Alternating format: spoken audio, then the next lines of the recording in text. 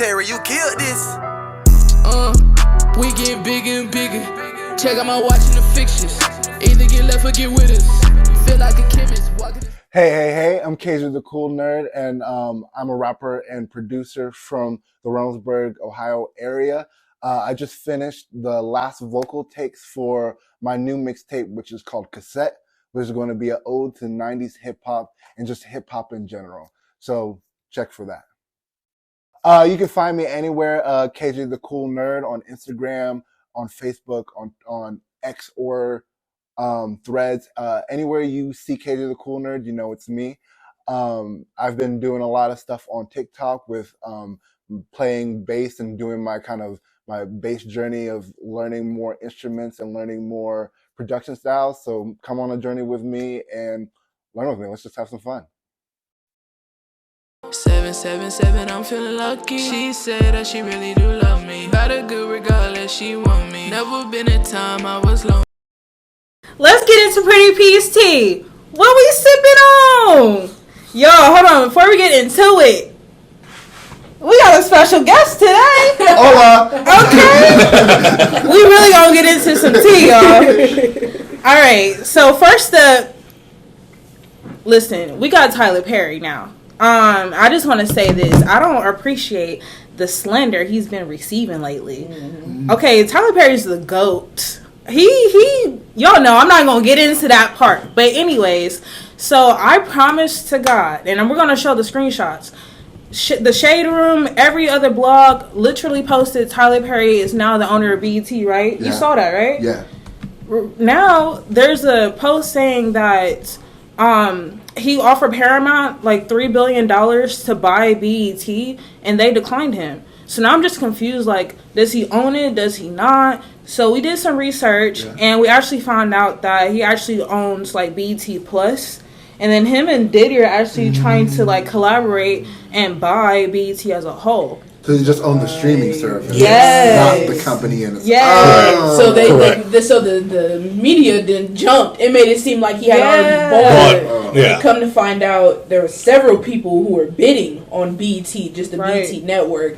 But Paramount, for some reason, has now decided to keep it. They're not getting paid. Yeah, $3 billion isn't enough money. They said they got $1 billion, right? You said $3 billion. Tyler Perry offered $3. No, like they said, they got lowball offers between $2 billion and $3 billion. Yeah, exactly. You're like, $2 or $3 billion ain't enough money, right? So I'm just like, I don't know. I'm just like, how is that not enough? And then Paramount, why does Paramount own BET? Why? You know how that go. I mean, I'm not sure why. I hope that they can get BET back to being black owned. Man, you know, that's where was really hoping Tyler Perry did buy BET out, because then it'd be back to being black owned. Yo, look at these articles. Every last one of them saying BET is now black owned. Congratulations to Tyler Perry. Like, all these false narratives is crazy. But yeah, I don't know how I feel about that as far as is this like a racial thing, or it's just they just money hungry? I think they just money hungry. Money hungry. I think they know the worth that that Tyler Perry and all them that they want to be black owned again. That they're trying to drive the price up for. Yeah. You know, we can't ever have nothing. And then I was looking here. It looks like Perry pays $150 million per year to provide content for BET. Yeah, what? And that expires in 2024. So maybe that was why they're a negotiation, and trying to figure it out and everything. But yeah, right now, I mean, he's still paying $150 million per year just to provide content, just to provide. Because the only thing on BET is Tyler Perry and reruns of Purple Rain. I was about to say, like, Tyler Perry carries BET. If it wasn't for Tyler Perry, I probably wouldn't even be watching it late at night like I used to as a kid, hiding from my mom and dad. No, I'm not supposed to be watching this movie. Like, come on, he's the culture for real. I'm not happy that they really trying to play in his face like that, but hopefully he ends up owning the entire network like we thought. So So yeah, we gonna keep hope our for the fingers best. crossed for that. Yeah, for sure. But last but not least, y'all, we got Elon Musk. Now, let me just say, he gets on my nerves. Like, he gets on my entire last nerve, bro. Like, so they just posted that he's deleting the block feature on X, which is Twitter. Now Twitter. Right. He's deleting the block feature, and the only thing available are DMs. So it's like, I feel like he's trying to copy Threads. Cause, you know, right now Threads, like, we don't have DMs. Yeah. I don't think you can block anyone right now. They're still like because I think Threads is connected like to your Instagram, right? So, like whoever's blocked on Instagram, probably blocked on Threads, right? Yeah. But I feel like he just trying to back. He is a narc to me. Like, he irritates my soul. Like, what owner? Bro, this is the first time I've ever seen anyone on Twitter, a billionaire who tweets this much. Like, you have nothing to talk about. That much. I just gotta say, I have not been on X Twitter since Threads launch. Honestly, I'm just being real with y'all. Yeah. Like, I tried it to hop back on it, and I'm just like, it's different now. It's a little different. Even the algorithm is different. He's kind of ruined it. He bought Twitter, formerly Twitter, saying that he was trying to open it up as more of an open forum, people for free speech. But what really happened is that you had a lot of racists on there. Right. Yeah. I think they said the N-word was used like 500 times more than ever after he had bought it. You know, bro. But that just proves my point. Like, he's messy. Like, you know, bro. We all know how Twitter used to be. Yep. How I feel like Twitter really laid the foundation for all social medias, because that's where like Black Twitter came into play. Right. Everyone's arguing back and forth, got their opinions, things like that. And then the block feature, you know me, I'm quick to block somebody. If you know me, I'm quick. Don't try me. I'm quick to block you. So it's just like, he knows what he's doing. He's so messy, and I feel like he's just trying to just who's the owner of Instagram? What's his name? Oh, Mark Zuckerberg. He's trying to like hop off of Zuckerberg and like Thread stuff and trying to copy him. It's just going to tit for tat. Because he just feels like Mark copied him.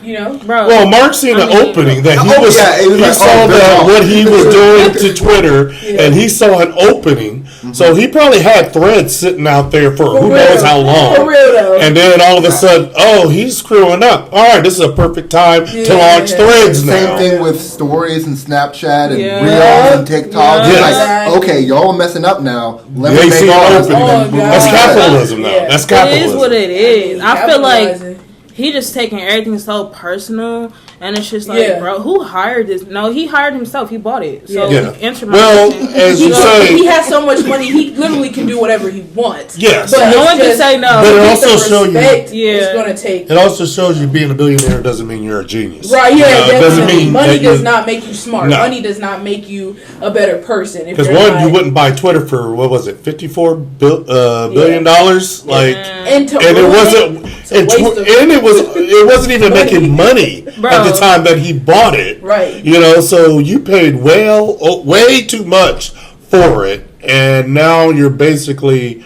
kind of ruining it. That $54 billion is just going to be wasted now. Not for real. God, I promise you, you give me $54 billion, I will not flop it. I don't flip flop it like he just. Lord, fumble the bag. I promise you, Jesus. But that's just crazy to me. I hope someone comes along with like more money and just outbuys him and give us Twitter back, because I'm not opposed.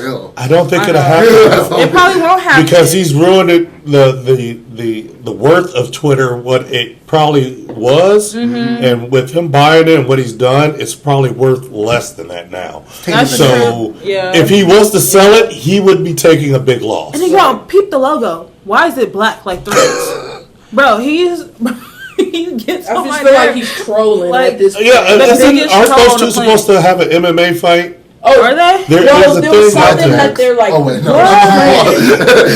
something like they're training or something. They're training that they're supposed to fight. Yeah, which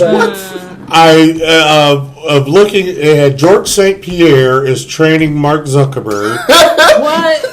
Oh no, he's training. I think the fight's confirmed. It is confirmed. Yeah, it's definitely confirmed. When are they going to have it? Let me see here. Because I think all the money is going to be donated to veterans. Oh. Okay, let's see if it really is though. But I think it's going to be one of the nerdiest, boringest MMA fights you will ever see. I can't even see Mark fighting. No. I saw him. He is training. Mark Zuckerberg. Underneath that shirt, he actually is built. I have the pictures right here. No, Zuckerberg is built. Okay, that's him right there. Yes, and that's him with his trainer. Yeah, he's training with Izzy and is that Volkanovski? Yeah, he is actually built. I was shocked at that when I seen it without his shirt. He's really cut for it. Yeah, he was cut. So I don't know. Elon looks soft. I haven't seen Elon without his shirt on. He looks soft. So I'm like, Zuckerberg probably is going to beat him. Oh yeah, for sure. But I still don't think it's going to be that interesting of an MMA fight. Because they say Musk is 6'2" and 187 pounds, while Zuckerberg is 5'7" and 155 pounds. Nah, he got it. Zuckerberg is actually muscle. Yeah. You know, I never thought that. Every time I've ever seen him, I would have never thought. And I was like, is this Photoshop? I'm like, dude is cut. I'm like, I still have not seen Elon without a shirt on, but he just looks soft. See, I thought they were trolling each other. This is legit. It's definitely. I thought it was a troll when I first heard it. I'll watch it because I'm like. So from what it says the live stream will be on the Meta platform. Okay. Everything. I'm surprised.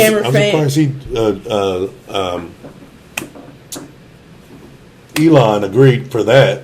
It probably wasn't his choice. No, because Elon, his tweet says everything in camera frame will be ancient Rome, so nothing modern at all.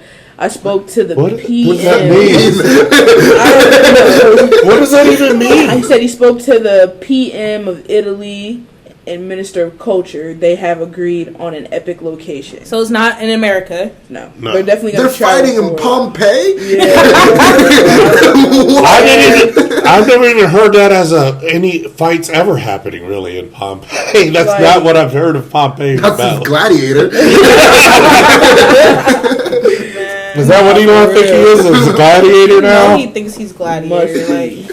He thinks he's untouchable. That's his problem. But yeah, man, look at here. Well, I think Zuckerberg's gonna touch him up.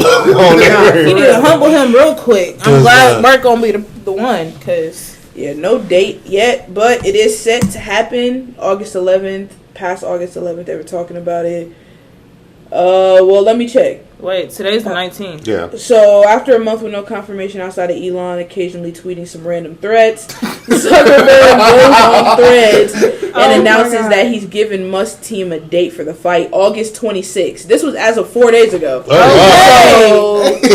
Yeah, that's our next time we shoot. Yeah, party.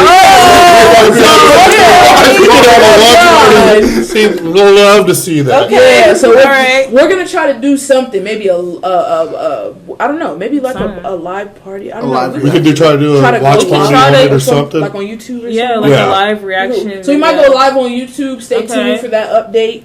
Because we really could do that. That's what's up. And we might have KJ come back, come chill with us, man, and come freaking watch this fight, man. It's going to be crazy, It's going to be, I think it'll be funny. Yeah, so it was 4 days ago. That's what's up. So I'm happy we talking about this. Y'all know we don't say nothing serious. Yeah, no. If we would have just had that and no date, I'd have been like, man, they ain't fighting. Like, I mean, they saying all this, but they ain't fighting. But the date is now confirmed, the 26th, August 26th. There's no time, so... But we'll get that to you if we post about it. We'll find the times and everything. But yeah, man. That's going to be interesting. I love to see what Elon's going to do afterwards. Like, you get beat up in front of the world. What are you going to do now? Yeah. Lose your match and your company at the same time?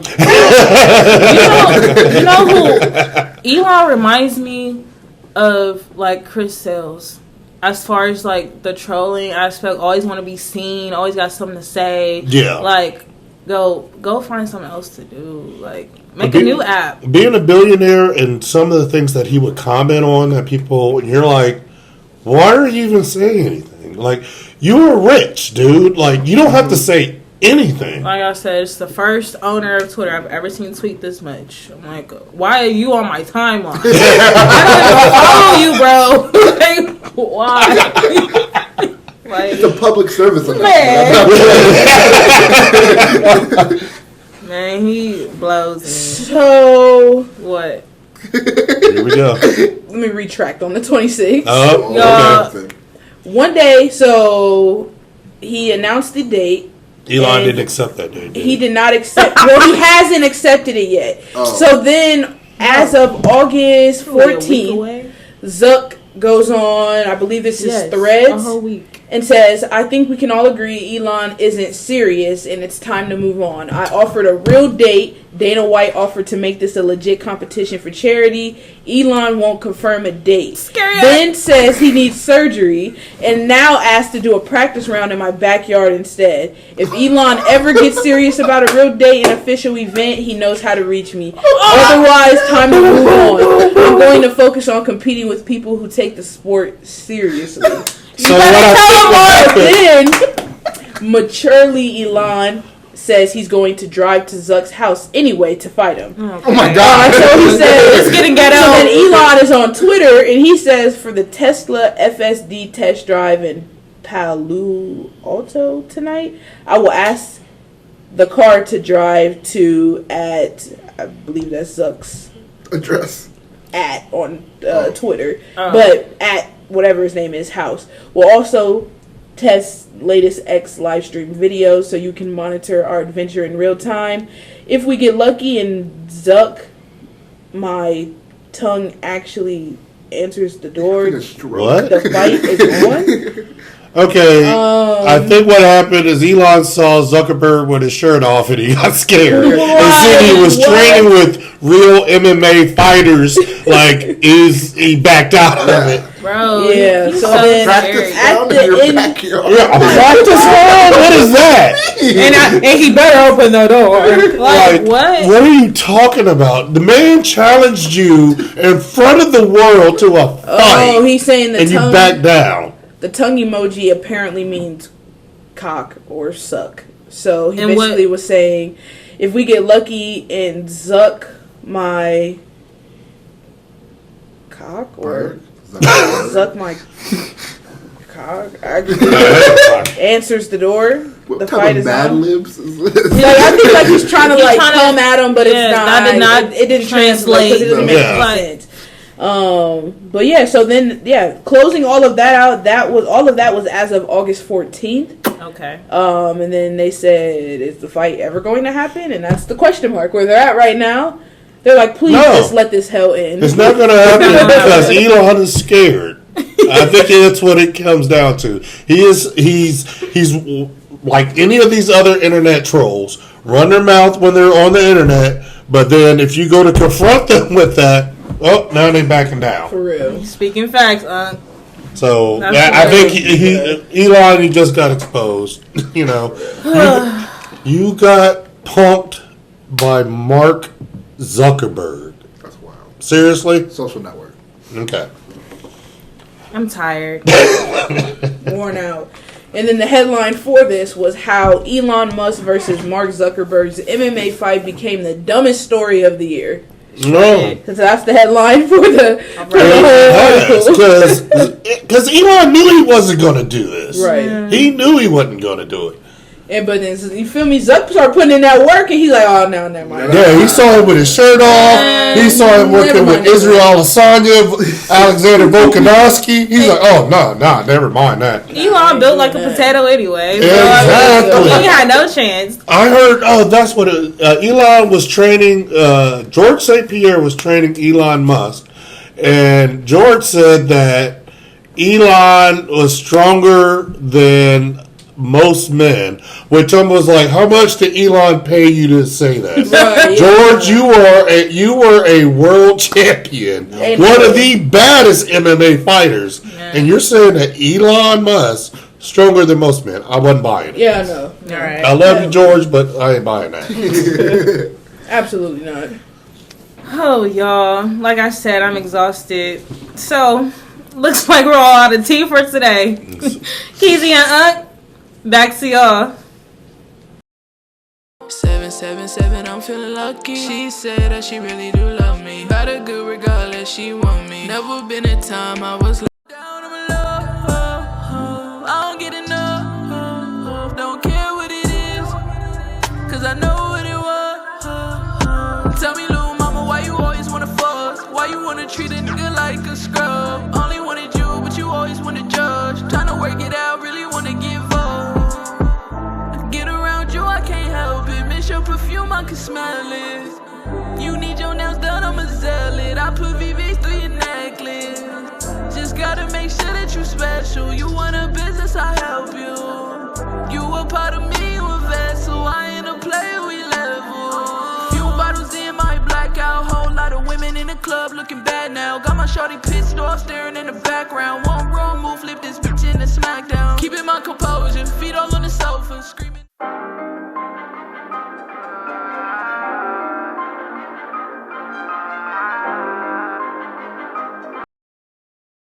Y'all, man, welcome back, man, to the KEEZYNUNK podcast, man.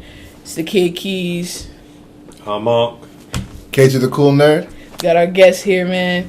Super excited about this one, man. This is a friend of mine, man. Go way back. And he actually put me in front of a camera for the first time in, like, I don't know how long. I don't even know if you knew that, but that was the first time I had ever been, like, interviewed, probably since I was, like, a kid, like, younger, like, beginning of high school, I would say. So, and I was like out of high school. I was like 21, maybe 21 when I met KJ. So, yeah. Oh, that's sweet.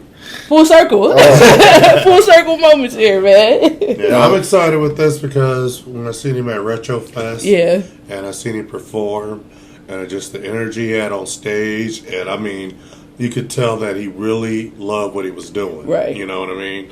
It just came out of you while in your performance, and I could just tell you were having a ball. Yeah, man. So, like performance is my favorite thing to do. I love the studio atmosphere and everything like that, but I forget how much I love performing until I'm on the stage. Exactly. And then I'm like, oh, I just want to stay here. This is what I do. Like, hey, my time is up. You sure? Like, come on. I'm trying to keep going. Right.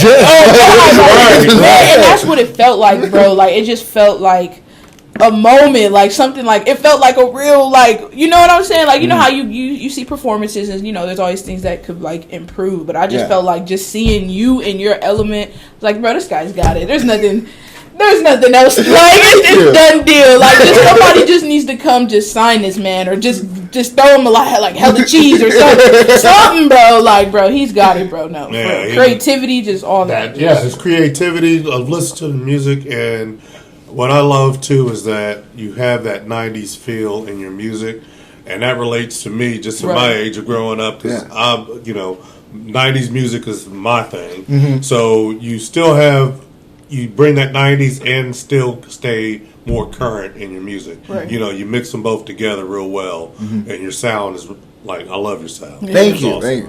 No, I love the concept of you are kind of your influences, and no matter how much directly you try to copy something, it's always going to be different because it's you doing it. Right. Same thing of, like, if you write someone a verse, you can give it to 3 different rappers, and they're going to have 3 different songs. It's one of those things where you just have to lean into what you enjoy. Exactly.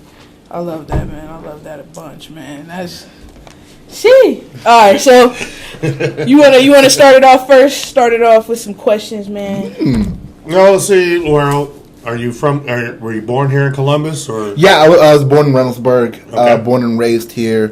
I got family in Akron and stuff like that, but I've stayed local here. Okay. So Columbus native. So, how big is your family? You have other siblings, or? Yeah, I have a brother, and I live with my mom, dad, and grandma growing up. And then kind of the bigger side of family is in Akron and Youngstown. But my mom's side of the family actually is in England. Wow. Yeah, my mom was born in England. And moved here when she was like 5 or so. So my mom and my grandma moved here young.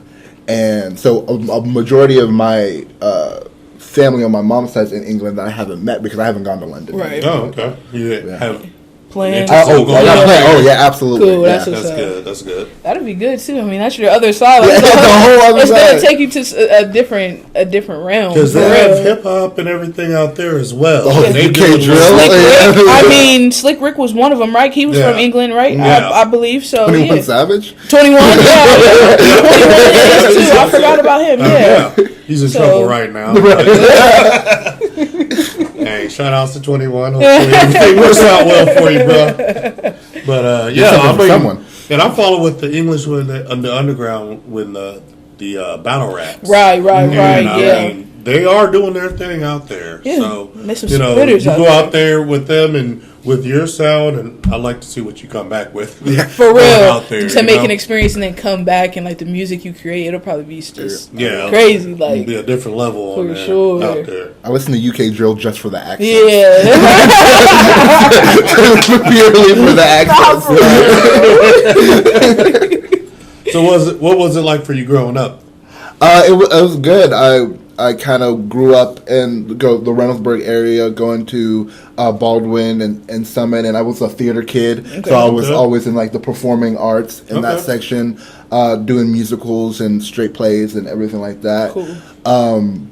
I did the kind of career center for performing arts, and then I did that all the way through high school. I did the job I'm working at right now, Shadowbox. I started doing their education programs when I was 14. Okay. So I was with them since I was 14, and then once I hit college, I got the job / the internship into a job. That's what's up. But it's fun. It hasn't been. It's a lot of times there's the life struggles, but there hasn't been anything where I've been like, I'm not grateful for what has happened. Right. You know what I mean?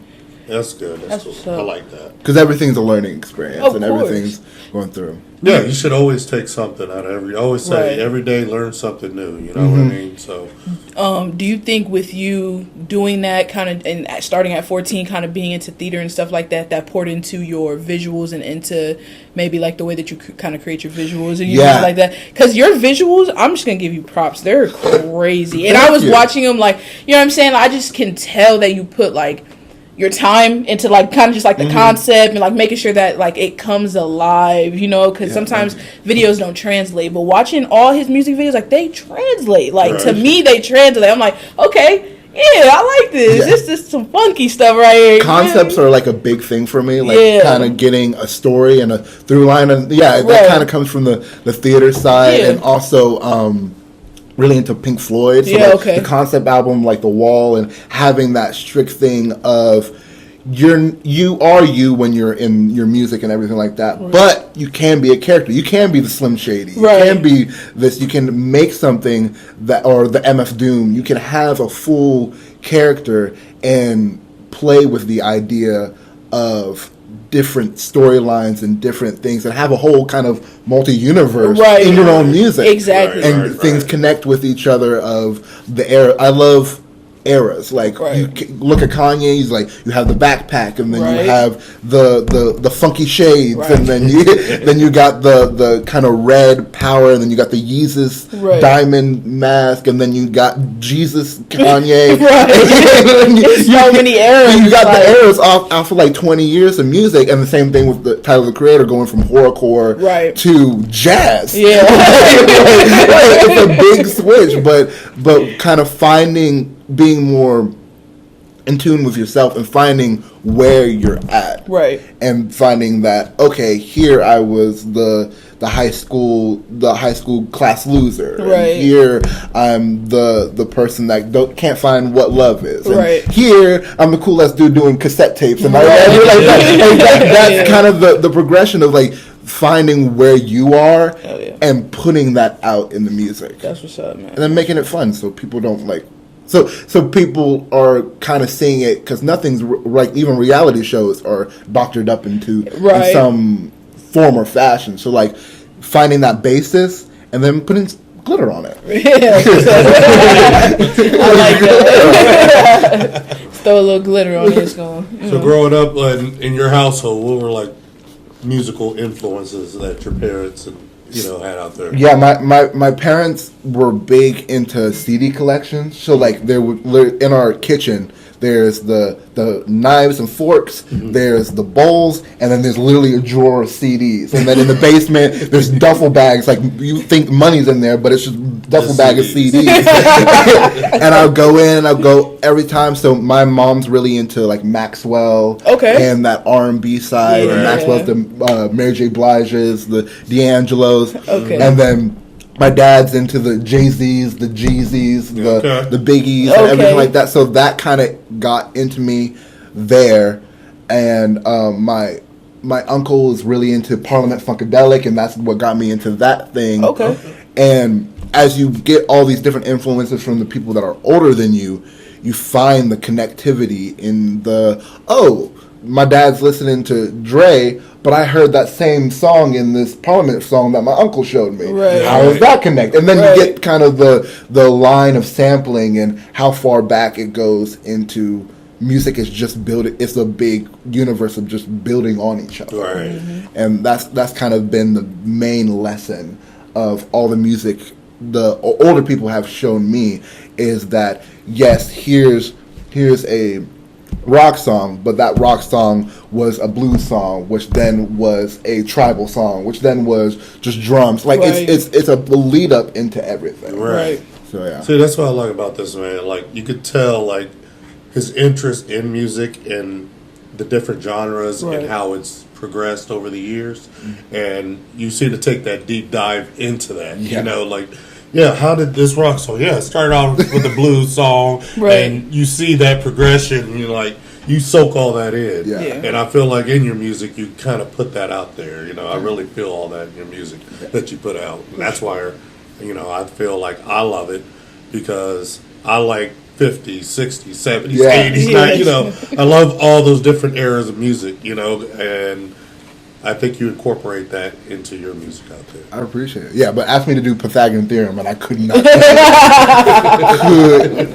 I've music and music and a little bit of history. I'm a big social studies kid. Okay. So history is kind of going in the same thing of music history. Right. But like history in general has interested me, so I always like going on those deep dives. That's awesome. That's awesome. So we were kind of already talking about some music and some of your influences. I always ask who. And it could be all genres, across the board, no specific order. Your top 3 artists of all three? time. 3. Hey! Not in order though. That's the one thing I give. Not in order. But like Unc always says, like if you're on an island and you can only take 3 out. Yeah. Who would those 3 be? It can't be 5. It can't be 5. Now we gotta have your top 3, and then maybe we'll have your the last 2 kind of like honorable mentions. You know what I'm saying? But you gotta have your set 3. Okay, I can do this. Prince. Okay. Pink Floyd. Okay. D'Angelo. Okay. And then my honorable mentions are Led Zeppelin. Okay. And Tyler, the Creator. No, but then Kanye's not in there.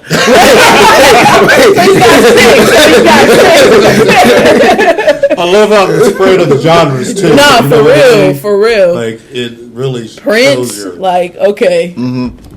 That's where Prince has done. Yeah, he's done so much, and I mean, he's one of those artists that's reached over.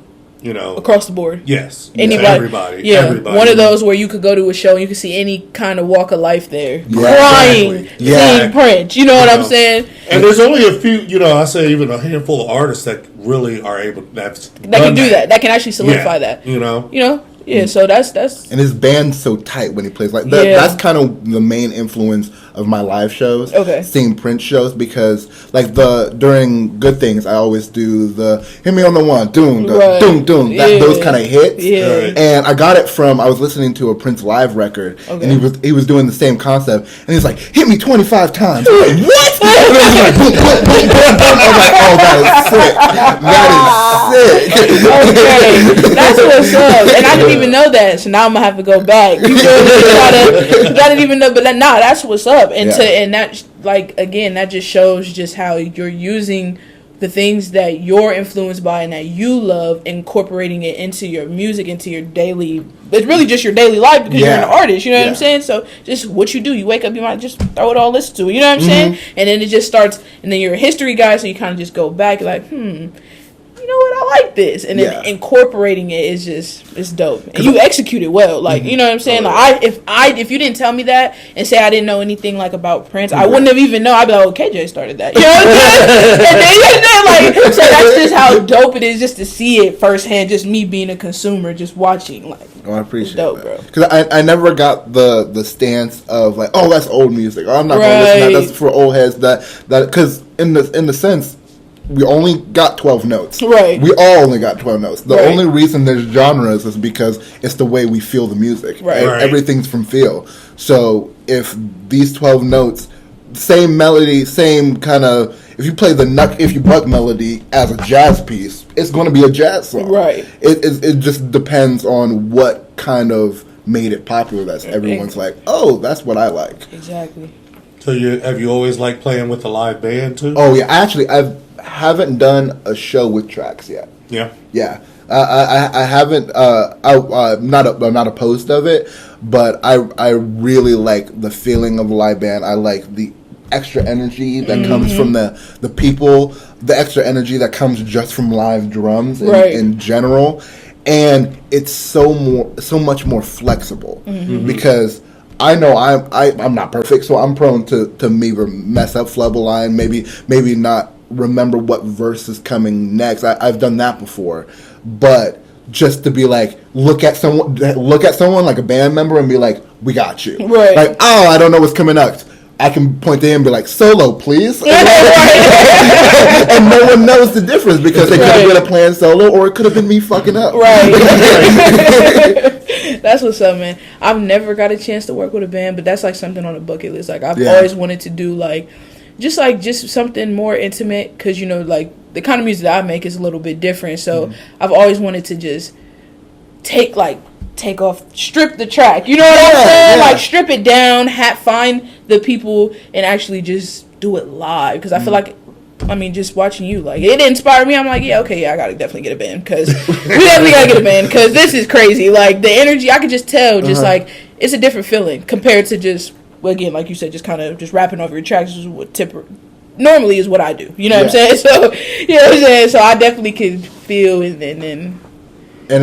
understand that. Makes more different kind of it changes your view on your song. Yeah. Because there's a lot of times where we're like, let's look at this song. How are we going to do it live? There's some things that get cut. There's some things that get changed around. Or when you play it, you're like, oh, I wish I knew this when I recorded the song. This would have been the version I would have picked. So it's one of those things where it lets you deep dive into your music and truly like understand it. Yeah, that's what's up, man. I love that. It's in the music, man. Right. So when you get up in the morning, what type of music do you like to listen to? I'm kind of in phases where like there's a certain kind of genre or a style of music I like a lot. So there'll be like a month where I'm just listening to like 70s folk records, and there's a month where I'm just listening to 80s synth pop. Like this morning I randomly was like, I'm gonna put a whole lot of Red on. I haven't given it a full listen. I've heard things. I wish I could be like a full on Playboi Carti fan. Right. I'm from the side. Okay. Every Carti fan looks like they're having the best time of their life. Right. They do. They feel like and I'm right there with you, because I really don't. I'm not a big Carti fan, but I respect it. Absolutely, and when I listen, I get it. But it's just, to each his own. You know what I'm saying? Yeah. It's like my best friend loves Carti, right? Yeah. So he's like, oh my God, Carti this, Carti that. I'm like, I got it. Like, if you want to go, I'll go with you. I just, it translates with who it translates with. But like you said, they look like they have a hell of a time. And every mood, too. Yeah. Because, like, sometimes I'll put something on, I was like, yeah, but then literally 30 minutes later, I'll put on a different one, and I hear whack, I'm like, please stop. Right, yeah, stop. Too much. I'm overstimulated. So it's one of those things where I can't fully be like, oh, I can only listen to Carti, but it's also when I'm like, I want to just get hype, I want to get some energy in me, It depends. and I'm just like, I'm not going to hear a single word. I'm just going to be like this. Yep. You go, Cardi. You go. That's what's up, man. So yeah, that's the type of like it changes every time for what I'm kind of vibing with. But I can have any type of music on during the morning. I'm not like, oh, that's too loud for the morning or that's too soft for the morning. Right. Yeah. So it's just whatever you're feeling and genre, era, and all that. Yeah. You know, so it's cool. consistent. I get like cravings. Like people get cravings for food. I get cravings like, I'm in a neo soul mood. Right. I feel that. I need to hear Erykah Badu's voice today. Today, I feel you because I say my neighbors, they're probably wondering, not knowing what type of music. Because one day we might be playing some Tupac, some NWA. Same day, there'll be some 50s rock. You know, Chuck Berry start blasting. You know, like, our neighbors probably like, what is going on in there? Like, there's no consistency in the music that comes out of there. You know? But that's the beauty of music. It's like, man, it takes you on so many roller coasters. It's like, and then we just go through everyday life. So then we actually start feeling these weird things, and you're like, okay, I actually connect with this. All right, so let me add this to my playlist. And then you have this just playlist of just mishmash, just everywhere. Like, and then that just show like it just shows you kind of what kind of artist you are or what kind of person you are. Not even artist, and then from there depends where you take it. But you know when you made it when you're going through your shuffle playlist and you're hype, and then the next song you're like, that's gonna make me cry. Yeah, I can't do that right now. That's where I say like Sade. I'm like, I love Sade's music, but I'm like, I have to be in the mood for Sade's music because I feel like if I'm in a good mood, I start listening to some Sade, I might get sad. You know what I mean? So I'm like, I got to be in that mood for that. Is it a cry? I loved her. So I also do ask, if there is, say, maybe like a 6th grader or like an 8th grader watching this right now, they're into the similar things that you do. Maybe they do want to be an artist, but they don't really know where to go or how to start. What maybe would be like some pieces of advice you would give to them if they're watching this right now? Like, what would you maybe give them to kind of... on the same topic as we've been talking about, go into your influences. Think about what you like and what's the music inside you. Okay. Because no matter what, there's always going to be an audience for it. Right. There's always going to be someone who likes the weird music you like. There's always going to be someone that hates the weird music you like. But it's kind of finding that and knowing that technical stuff is not your limitation. It's your strength. That's for sure. And the same thing, like I was watching the documentary on X, or the Hulu documentary, and how they recorded all their early stuff on a Blue Magic. And I was like, that makes sense. But they leaned into the atmosphere of, okay, we got this Blue Magic mic that over distorts or is easy to clip. Right. Let's just yell into it. Right. let's dive in. Play into it. And crank the 808s and have a good time. So it's one of those things where it's like, look at what you have and look at what the music you want to make and just go for it. Right. That's kind of my main. That's what's up, man. That's some good advice too. Because sometimes it's hard because people, especially now with social media, it's like they'll see somebody else doing it some way and they're like, oh, I have to do it that way because they did it this way, and you know what I'm saying, they're popping or whatever it is, and it's like, dive into what you know. You know what I'm saying? My record doesn't sound just like comfortable. Right, because that's how it'll stick in the long run, because you see there's tons of artists that come and go, but there's only some that stick. That's because they've put that groundwork in and they're trying to learn who they are as a person and how they want to translate that into music. So that's definitely some good advice. Yeah, same here. Like, if I could sing, I would be an R&B artist. 100%. 100%. I would be an R&B artist. You wouldn't tell me shit if I could sing, bro. Like in life, I know that kind of goes with all the confidence. The confidence I would have if I knew I could just go. You would be dead. could not tell me anything. I would rule the world. I feel you on that because those R&B singers, how they are, it could be some of the ugliest people. But they have the most beautiful voice. When they get to singing. And, the girls will be like, oh, like, he ugly. They don't care. But he can sing. And that's all they care. That's all that would matter. And I'm like, really? That's all it means? For real. So you can be dirt ugly, but just sound so beautiful. That's all it takes. That's it. I'm like, good Lord. Singing I wish I could sing that. For real. I wish I could do that. I'm like, I didn't know singers would have it that easy going through life. But they do. For real, though. And right now, I'd say a lot of them, the big ones now, are some of the most confident ones out there. Mm-hmm. You know what I mean? Like, in my era, I think it was always the rappers that had that confidence like that. Right. But now, these new R&B artists, like, more out there than some of the rappers now, and it's like, like the Chris Browns and all them out there, you're like, you're an R&B artist, but they're coming out seem harder than some of the rappers now. No, for real. Yeah, Boys to Men crying, but down beating people all like, hey, yo! It was like that back in the day. Like, for real. What the hell's going on here? Right. Yeah, the closest thing probably would be like a Jodeci where they were the bad boys. Right. Like, that's the closest thing to something today. Yeah. I can see that. Definitely.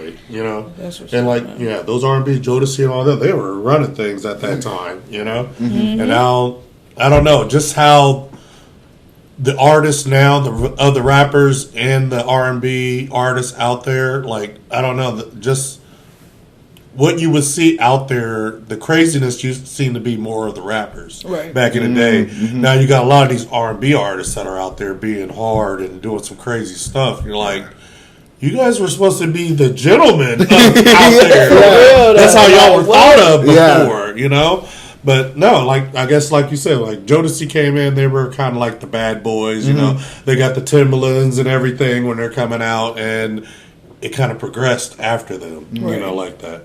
But I think kind of the R&B and the rap is kind of blending since there's now, it has blended because now there's so much of like the auto-tune sense of like when you're thinking of like, is that a rapper or is that a singer? You're like, I don't know, because like very you put true. on a R&B song and it's just like, oh, he has the same thing as maybe a Polo G, and then it just has a Janet Jackson sample behind it, and now it's R&B. You know what I mean? Right. And that's not a bad thing. It's just now the lines are so blurred that the lines are also blurred of like, oh, if I can be considered a rapper, then I'm going to act like one. Right. You know what I mean? Right. Yeah. And I think that's so true. I think they have blended a lot because I would hear some songs and I'm like, what category is this? Is this rap or is this R&B?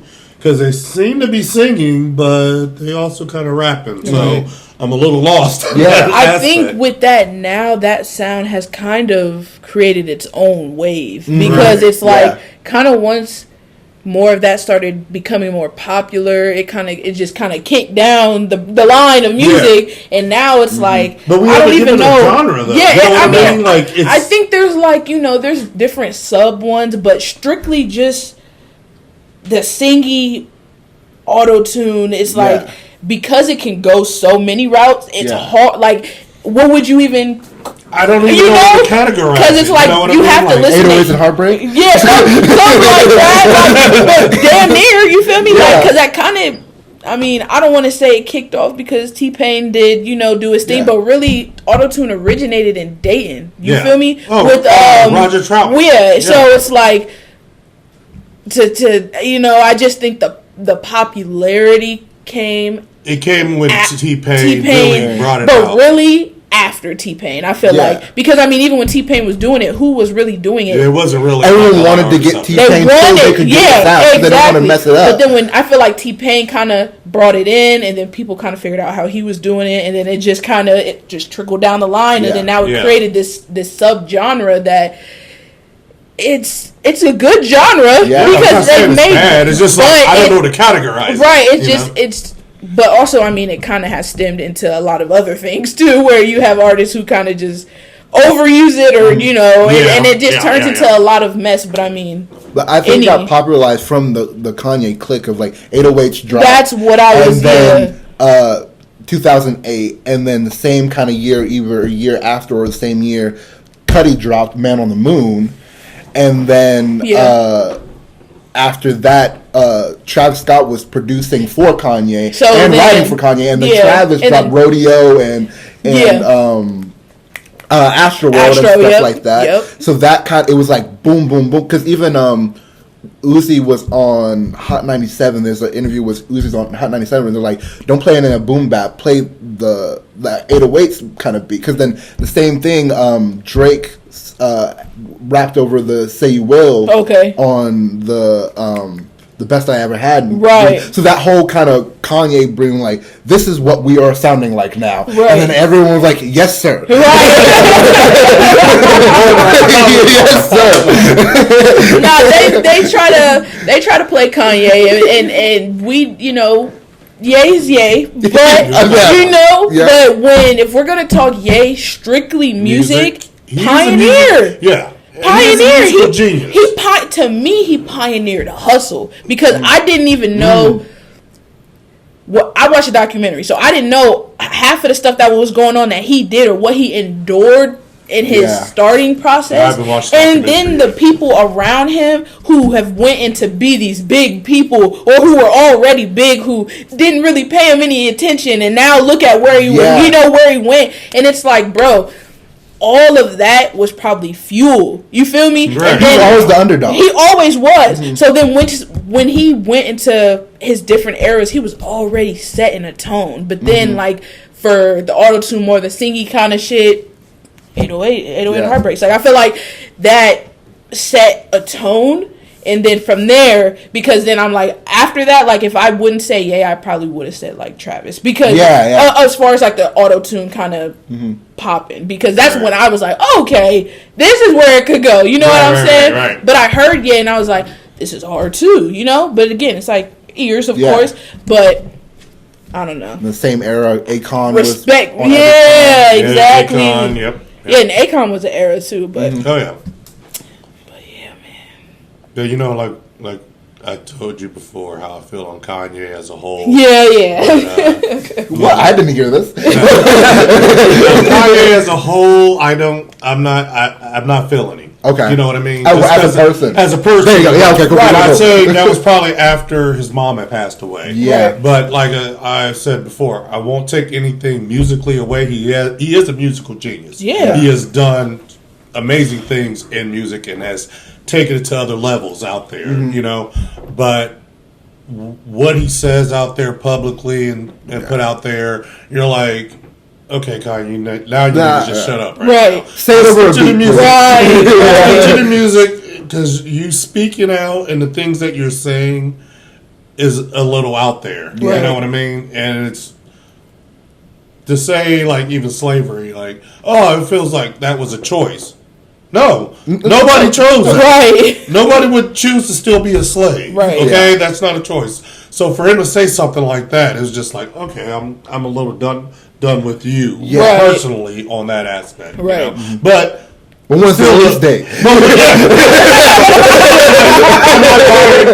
KEEZY's none of his line. Yeah. But it's like, okay, what you got? Musically, though, we love you, we support you. Exactly. And I think, I don't know, we don't have to sit here and talk about Ye the whole time. You feel me? But, Ye is a pioneer in my eyes. He'll always be a GOAT in my eyes. He'll always be somebody who started multiple trends. Yeah. Like I said, we don't got to go into it, but I'm not going to keep you guys here forever. But I feel really strongly about Ye. I love Ye. You know what I'm saying? Like he said, as a person, things got a little weird. But if you watch the documentary, like, I would love to come back and then, like, we talk about Ye again, and you'd be like, you know what? Because it's your era. Like, you're gonna, his upbringing coming up and what he went through in the business. I'm sure even watching, I'm going to respect what he done. Of course. You know what I mean? Of course. It's just like, you're at a high level now to say the things that you say now. Right. It's bothering. Right. You know what I mean? I can see that. And it's like,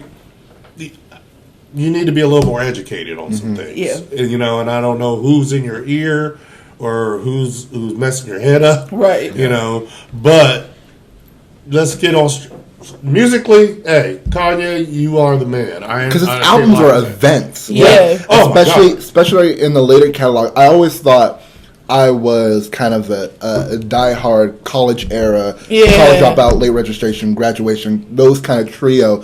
But I realized whenever I'm like, I want a Kanye song, I go more towards the Life of Pablo's and kind of the Dark Twisted Fantasies as like songs just to ride to. But the whole albums, that's because they're so big. Right. It feels otherworldly in the sense of, it doesn't feel like a song. It feels like I'm going on a journey. Exactly. And like something like a Power, where it's like the choir and then like an orchestra type music comes in, and it feels like the song's bigger than my car can play. Right. And it's like, it feels like that's why probably Marvel and DC always use like the mashups of Power, right? Because it seems like a big Superman event, a big moment, in a way. I can see that 100%.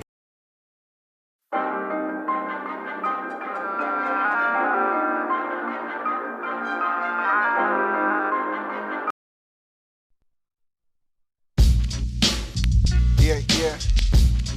Mic check 1 2.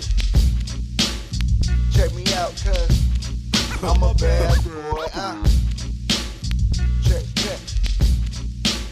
About to hit this off for my new mixtape. Check it out. Yeah. I'm an animal, I eat people like Hannibal. I don't care about those scandals, those I handle, those imaginable. I strike like a state, I make the earth shake like an earthquake. When I shake and bake, these people are fake. No one can do it better than me. I am the king, you're gonna see me on that TV screen, cause I'm straight from my roots like Kunta Kinte. Yes, I'm your sensei, not from the woo, but I knock you senseless. I do what I do with the crew. When you lose, that's the facts and the math. Just add up to that, cause the fact is you whack, cause you mumble through rap, so you might be on crack. Part of the antisocial social club. Wanna be a social butterfly before I die, so I have friends before I die. I might just die from all the popularity, at the same time die from all the singularity. Got people impairing me. It's fair to see the weakest side of me, but I'm bugging out. Words float like a spout, it'll make it faster, not like a burger spot. I don't know. Cool nerd for you guys. Peace out, next night.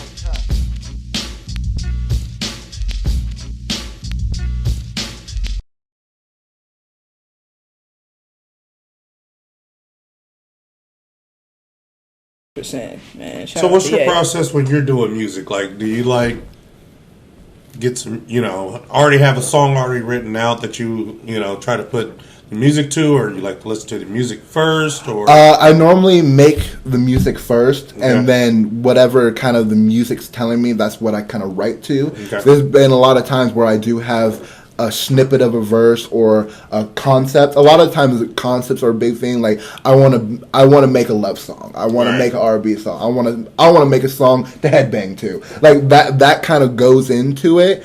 And I'll start off with drums, lay a bass track, and then chords, and then I'll just kind of go from what that's telling me. Are you making your own? Yeah, I produce all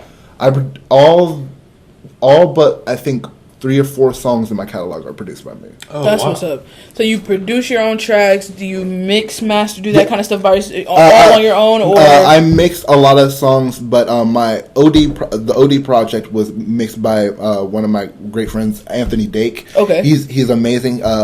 Amazing drummer, amazing person, amazing engineer. And then Class Loser was mixed by my friend Dan Mess. Okay. Who was a Capital grad that when I was a freshman, he was a senior. Okay. I was able to be like, please? And he gave me a chance. And he mixed and everything like that. But like the cassette, what we were listening to, I mixed that. That's what's up. So I'm getting more into mixing. But what happens is normally, so I create a demo.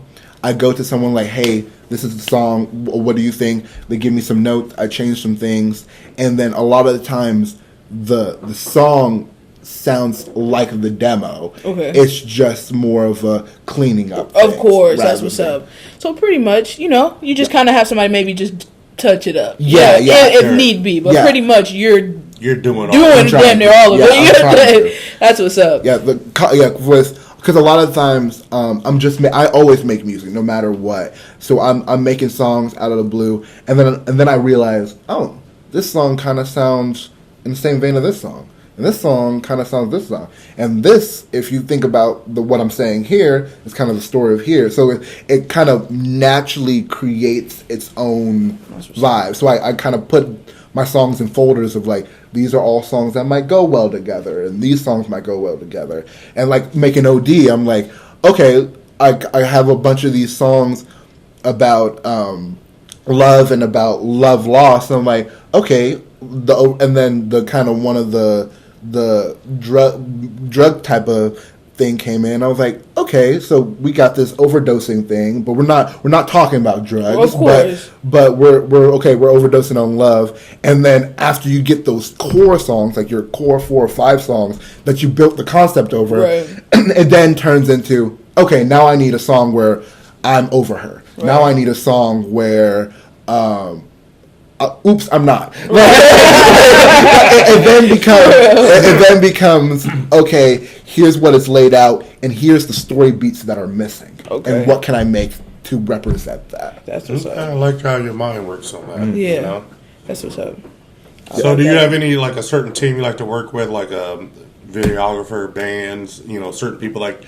Consistently, like, hey, this is the one I want to, do my videos and stuff. I go to Capital University for music tech. That's what's up. And at a certain point every Wednesday, I had like an open session with Anthony. Okay. And people would just come in and everything like that. And the same amount of people started coming in and were vibing. So we called that the session. So we have our own collective, like a Brockhampton or a Wu-Tang, where we're the session. We're solo artists, but we also come together and work. That's where Wanye's from. Okay. That's where Raya's from. That's what's up. That's the whole crew of like, whenever I finish a song, the first thing I do after I export it is I text it to Wanye. I'm like, do you like this? And if I get a yeah, bro. I know. I got my first foot in the door. Right. So it's a group of like-minded artists that that is not going to bullshit you. Is not going to be like, yeah, that's cool, and then be like, man, that was trash. Right. Exactly. and it's a group of people that if I need a verse, I know I can go to Wanye. If I need a chorus, I know Raya will sing it. Right. It's one of those things where it's like, yeah, of course I'll do it. We're more family type of thing. That's what's up, man. That's what's up. Awesome. Like an Odd Future. Right. Mm-hmm. This is a community. It's kind of like a small, collective. Like everybody's.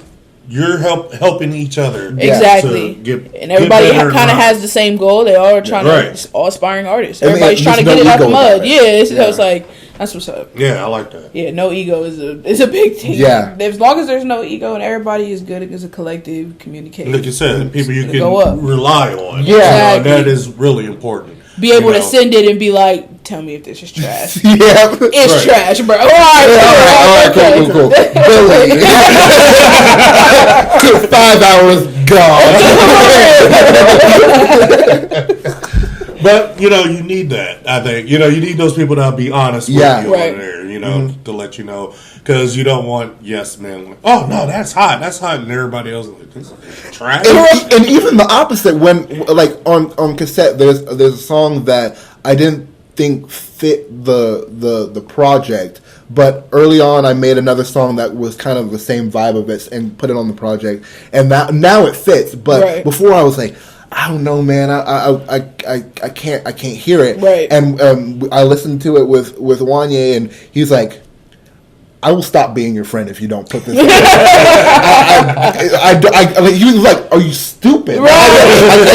I can't get the concept of how you can't see this." Right. But then it's like, no, don't talk. As a favor to me, just put it on there, and it's on there. You could be your worst enemy. You're going to be more critical of yourself a lot of times if you're out to be a perfectionist when you're doing it, because then.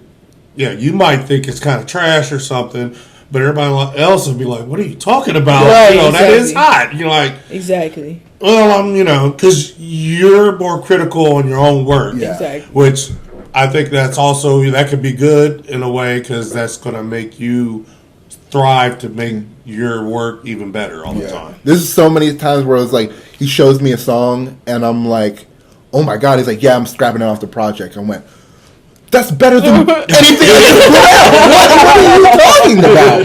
No, for real. But it's a collective of people that's everyone's biggest fan. That's what's up. Because sometimes he'll send me something and then there'll be times where I'm like, is this the project done? I'm like, when is it coming out? He's like, 2 weeks. I'm like, I'm gonna wait then. I need to be in the seat of the audience. Right. If you need something, I can give it to you. But if you don't need anything from me, I'm gonna wait. Right. I'm really like a kid in the candy store. Right, that's what's up. Patience. You know what? Because you want to feel it just like everybody else. Going through, I was like, I wish I made that song. Right.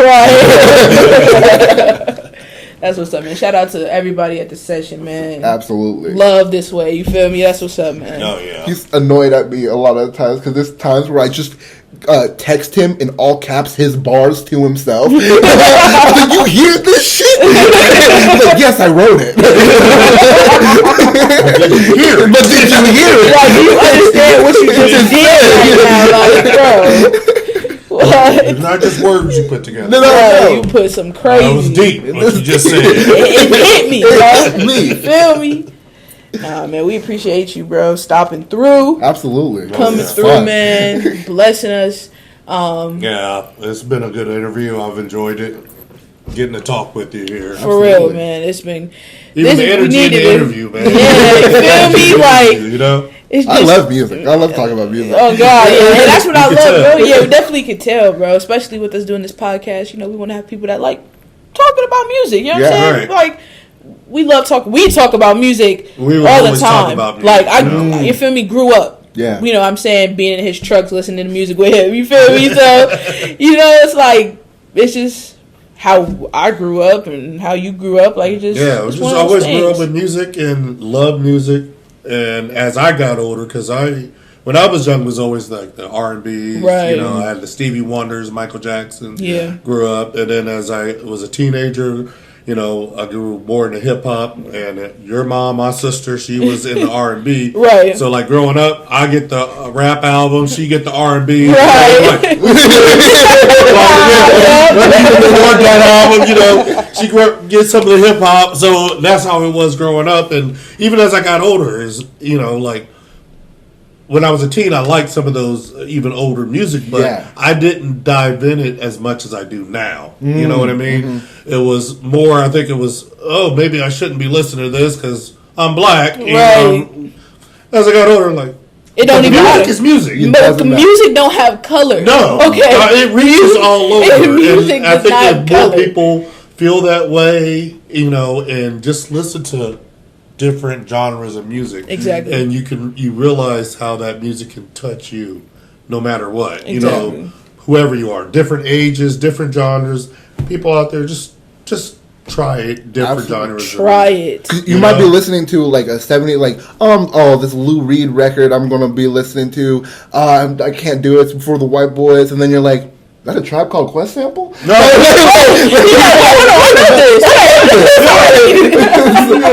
I would do that all the time. You listen to like an old music and you're like, you're hearing a beat play and you're like, I know this beat. Right. You know? And then you're like, that's such and such beat. Yeah, you know? real. And you're like, okay, that's where they got this from? And then you really like, that's where I like with you, you know, you dive into the history of that. So you know of, okay, yeah, so, you know, this artist used that, but that was from the 60s rock album is where they took that sample out of, which is awesome. That's crazy, man. Anything that you would like to tell? Battery's dying. Quickly, is there anything that you would like to tell them before we get up out of here? Anything coming up? Anything that they should stay tuned for? Anything about KJ and what's coming next? Cool. KEEZY the Coolnerd cassette tape is coming soon. Probably October, September-ish. I know there's one more single called Rest coming out with Wanye. And shows, I got shows in October and working with Chichambe to get some more stuff out of the way. I'm working on a a cover band called The Decade. So if you're in the Columbus area, we'll be going to bars and stuff like that. And we're going to be going from decade to decade. So right now we're working on 70s music. I'm be the bass player in that band. So we're working on 70s music to do that. And other than that, no. See you next lifetime. We out. Y'all check in KJ Coolnerd. You'll love his music. Man, make sure y'all stay tapped in. Everything will be in the description below. Links, YouTube, all that. Make sure y'all stay locked in with him, man. It's been an honor. Yeah, it's amazing we've been at a beach this whole time.